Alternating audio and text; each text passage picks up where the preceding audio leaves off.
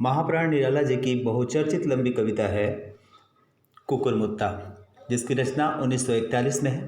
प्रकाशन वर्ष 1942। इस लंबी कविता में प्रगतिवाद का शंखनाद है। निराला जी द्वारा स्वयं भोगे गए यथार्थ के अनुभव तथा अमीर एवं गरीब के मध्य के द्वंद्व का चित्रण इस लंबी कविता में किया गया है। सामंतवादी या बुर्जुआ वर्ग का प्रतिनिधि नवाब और उनकी बेटी बहार, और दूसरी ओर है बंगालन मोना मालिन और उसकी बेटी गोली, जो कि सर्वहारा वर्ग के प्रतिनिधि हैं। यह लंबी कविता कथ्य से प्रारंभ होती है और इस तरीके से एक थे नवाब, भारत से मंगाए थे गुलाब, और फिर उस वातावरण की तुलना जिसमें आभिजात्य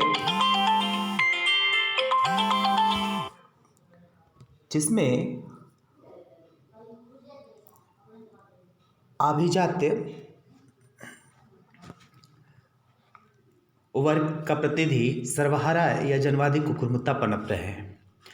कुकुरमुत्ता का गुलाब पर प्रहार सर्वहारा या जन सामान्य, पिछड़े, दलितों, वंचितों का आभिजात्य वर्ग पर, बुर्जुआ पूंजीपति वर्ग पर प्रहार है।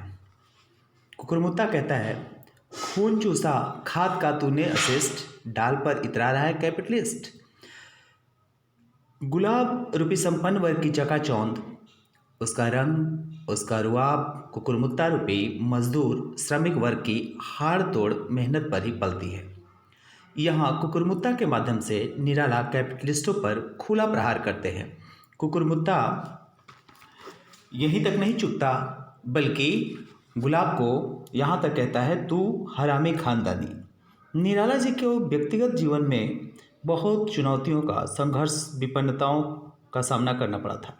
नए कवियों पर भी उनका चुटीला व्यंग है। नए कवियों पर भी निराला जी चुटीला व्यंग करते हैं।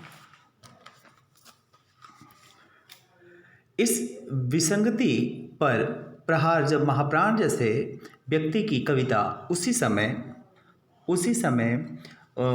विद्यालयों में, महाविद्यालयों में पढ़ाई जाने लगी थी, पर अर्थाभाव हमेशा रहा। चाहे वो सरोज स्मृति हो या उनकी अन्य रचनाएं हैं, ये स्पष्ट होती हैं। जबकि नए साहित्यकार उसी समय फले फूले। यह लंबी कविता इस बात की भी द्योतक है किस प्रकार सत्ता से जुड़े लोग, चाहे वो प्रत्येक क्षेत्र, चाहे वो साहित्य ही क्यों न हो, कुंडली मारकर बैठे होते हैं और विप्लव के वीर को अकथ संघर्ष करना पड़ता है। साहों राजों अमीरों का रहा प्यारा, तभी साधारण से तू रहा न्यारा, वरना तेरी क्या हस्ती है, पोछ तू कांटों से ही भरा है सोच तू। कुकुरमुत्ता बड़बोला नहीं है, बल्कि वह तो मौलिक है, नकली नहीं। तभी तो वह ललकारता है, तू है नकली मैं हूँ मौलिक, तू है बकरा मैं हूँ कौलिक। कुकुरमुत्ता का एक पक्ष उसकी सर्वव्यापकता, सर्व खल्वम इदम ब्रह्मम जैसे प्रतीत होती है। विष्णु का सुदर्शन चक्र, यशोदा की मथानी, राम का धनुष, बलराम का हल जैसे विराट प्रतिमान हो, या पान डब्बा गोला जैसे लघु प्रतिमान। उसकी सर्वव्यापकता हर जगह है। कुकुरमुत्ता में निराला जी के विराट दार्शनिकता के दर्शन होते ही हैं, चाहे वो साथ ही पूर्व के भास कालिदास जैसे दार्शनिक हो, या समसामयिक रविंद्रनाथ टैगोर से लेकर इलियट और फ्रायड, ये सभी दार्शनिक साहित्यकारों, संगीतकारों, चाहे वो चुन्ने खां हो या अन्य, सभी से उनका वाकिफपना,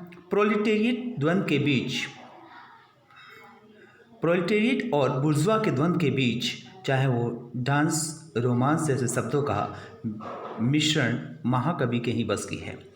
फिर कविता के दूसरे भाग में नवाब की बेटी बहार का कुकुरमुत्ता को देख लुभाना, बांदी बंगालन लड़की गोली से उसकी प्रशंसा सुनकर उसका कबाब की मांग करना, और बहार से कुकुरमुत्ता की तारीफ सुनकर नवाब का यह आदेश देना कि गुलाब की जगह कुकुरमुत्ता लगा, बोले चल गुलाब जहाँ थे उगा, सबके साथ हम भी चाहते हैं कुकुरमुत्ता।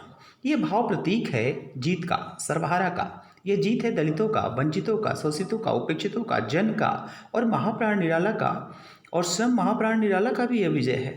पूंजीपति बुर्जुआ पर, अभिजात्य धनी वर्ग पर और उपेक्षा से भरे निराला जैसे महाप्राण साहित्यकार की यह विजय है। यहाँ प्रगतिवादी श्रम के साथ जनवाद का भी उद्घोष दिखता है। शिल्प के स्तर पर देखा जाए तो लंबी कविता जिसमें कथ्य चूँकि शुरुआती होती है, एक थे नवाब, तो उर्दू फारसी के शब्दों का इस्तेमाल ज़्यादा मिलता है। व्यंग्यात्मक शैली के कारण अनगढ़ शब्दों का इस्तेमाल है जो कि साधारण में असाधारण बात कहे जाते हैं और लोगों के दिलों में उतर जाता है। कैपिटलिस्ट, प्रोलेटरिस्ट, कॉस्मोपॉलिटन, मेट्रोपॉलिटन, फलसफा, लिरिक जैसे अंग्रेजी शब्द, ओम प्लस ब्रह्मावर्त जैसे संस्कृत शब्दों का भी प्रयोग है। वैसे शब्दों की बात कहाँ तक की जाए, महाप्राण की रचना का मूल्यांकन सामान्य वर्ग के बस की चीज़ नहीं है। उनका विश्लेषण महाप्राण के ही नज़रिए से करना होगा जो कि सामान्य व्यक्ति के बस की नहीं होती। बौद्धिकता हो या संगीत के यंत्र, नृत्य के प्रकार एक झड़ी सी दिखाई देती है, किंतु जैसा कि हम जानते हैं निराला जी बौद्धिक अहम के स्वयं विरोधी रहे हैं, इसलिए ये सर्वग्राह्य स्वीकार्य से होकर के अंतर्मन को छूता है। निश्चय रूप से छायावाद से प्रगतिवाद और एक तरह से हम कहें तो आगे आने वाली जनवादी कविता का सूत्रपात यह कुकुरमुत्ता जैसे लंबी कविता से होती है, और यह निराला जी की कालजयी रचना है जो प्रत्येक युगों में प्रासंगिक है। धन्यवाद।